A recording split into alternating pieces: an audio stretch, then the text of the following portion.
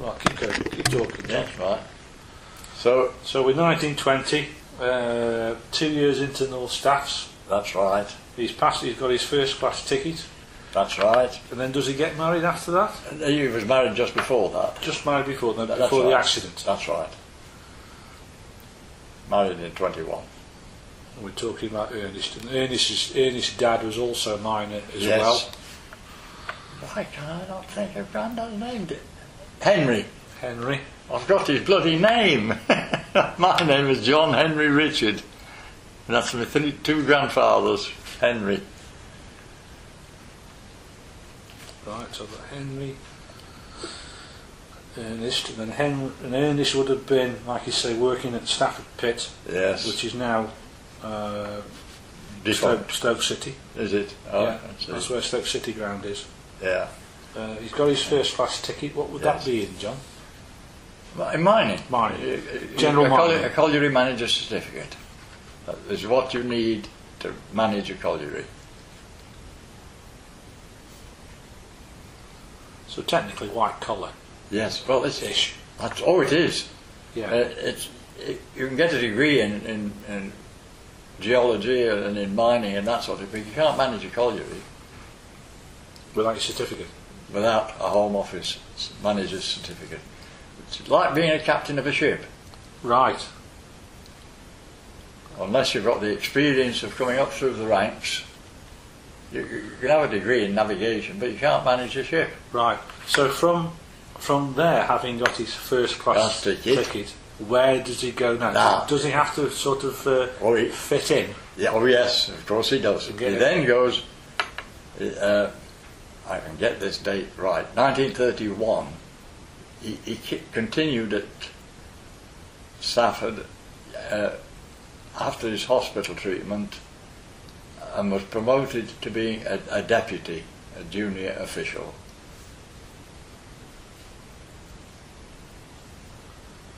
Right. And if I remember rightly, a deputy was a sort of... Shop fire. He was the boss. That's right, a local boss. He was the shift boss, wasn't That's right, that's exactly it. he was in charge of the shift. Thank you very much. Whatever happens on the shift, he was in charge. That's it.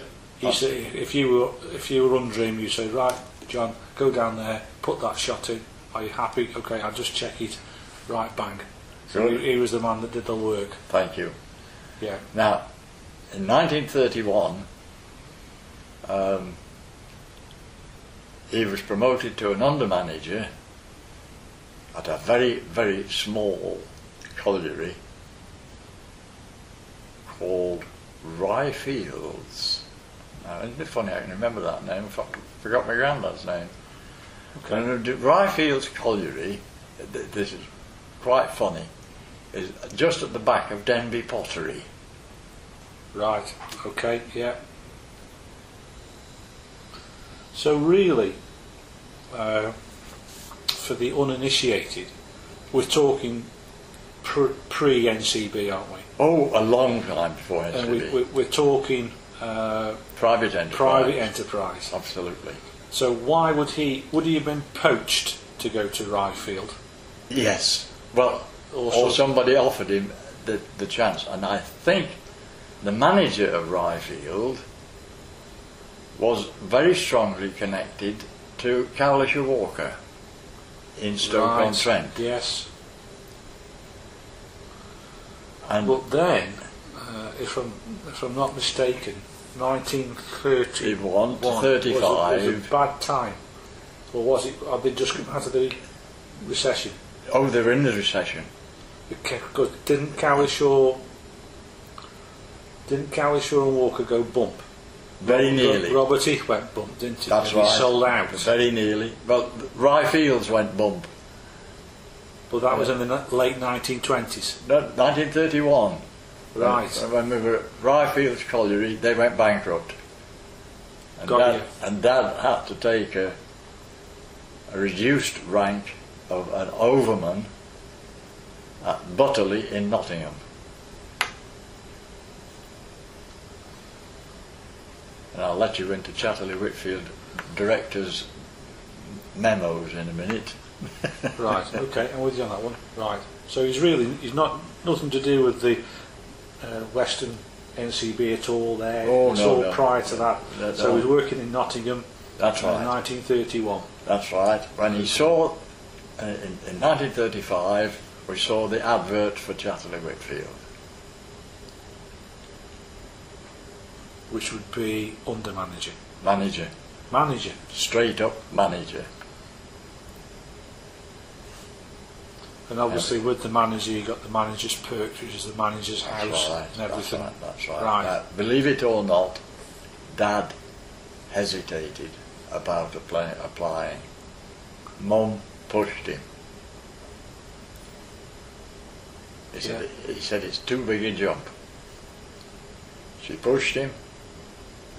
He went and had 3 interviews and was given the job. Right. And just to Yes. put me in the picture, Chatterley Whitfield at the time, 1935, who owned it? Was it with private enterprise? Oh yes. Private enterprise. Oh yes, it was all private enterprise. And just touching on what we talked about at the last Heritage Day was obviously prior to nationalisation, were there what's I going to say? You dug the coal came up. Yes. Did it all go to one operator? Or No. were there several operators within the pit? Yeah. You and me? No. What was a sort of A, B, C or D coal people at the top waiting for the coal to come out? Yes. The directors of Chatterley Whitfield at that time were Tube Investments Limited, Birmingham Gas Corporation, Manchester Gas Corporation, and a lot of coal was sold through James Edge. So they were sort of agents. But they were directors as well. Right. So And, would they... and directors of other companies. Oh, and there was a bank Got you.